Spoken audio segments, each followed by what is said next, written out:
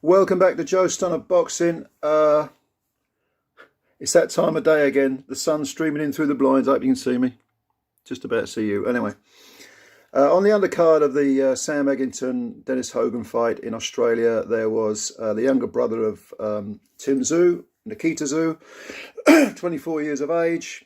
He had a fight with a fellow undefeated fighter called Darkon Dryden, who was 4-0, I think. And Dryden had fought absolutely no one. The quality of his opposition was really, really low. And I hadn't heard of Dryden myself, but he had 4 wins anyway, 4 KOs. Most of, I think all of them were early actually. But Illy went with Tszyu, and we know about Tszyu. He's, well-schooled amateur and the son of the famous Kostya Tszyu, excellent fighter. But Dryden was completely outclassed by Tszyu. Tszyu, first time I've seen him fight. I don't recall ever seeing him previously anyway. But he had 3 wins against better opposition. This was actually, I think, the second undefeated opponent he'd faced. And this was only his 4th fight. And he's got that style. I was sitting there thinking, who does he remind me of stylistically? And it is another Australian fighter, Sky Nicholson. Because both are southpaws. Both have a very sort of hands-down approach. Do an awful lot of pawing with the left hand. Mixing in the odd snappy, powerful sort of ramrod jab in with all those paws, so you never quite know what's coming at you. And then working with the backhand, which in the case of the southpaw is the right hand. And both Sky Nicholson and Nikita Tszyu do this very well, as far as I can tell. I don't know if they've got the same trainer or if this is just the style that often gets taught in Australia.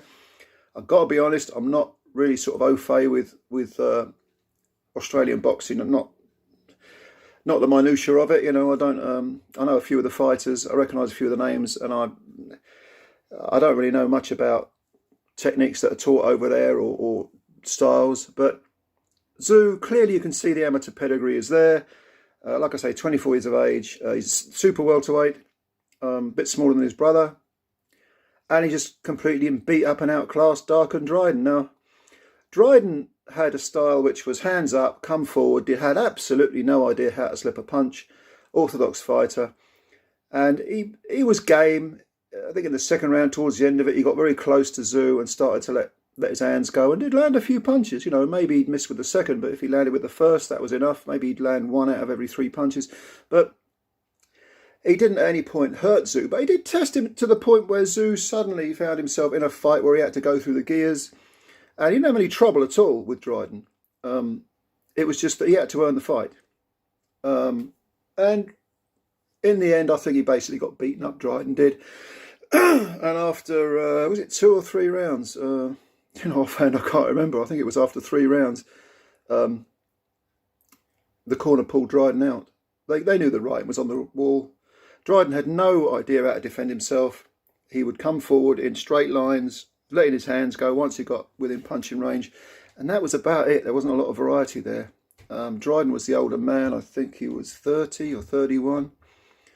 So the older man by maybe half a dozen years. But I liked what I saw of Nikita Tszyu. Obviously, he's a work in progress. He's a rookie. He's got to learn the trade properly.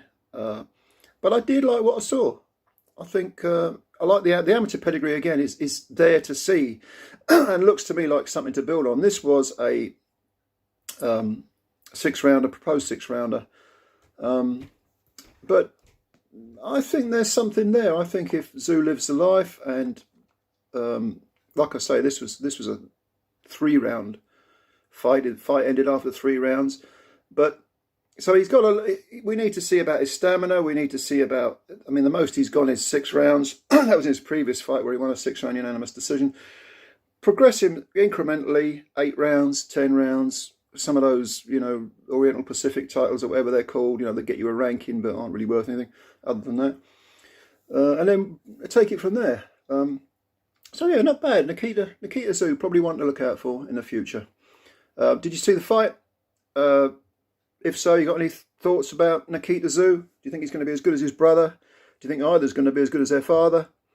We shall see. I doubt it very much. They're big shoes to fill, of course, but they're both coming along nicely. And of course, Tim Tszyu if he's not world class already, then he's certainly about to try and gate crash it.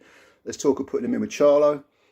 I don't know whether that's going to happen, but we'll see. We'll see. But Australian boxing, they've got some good fighters now, men and the women.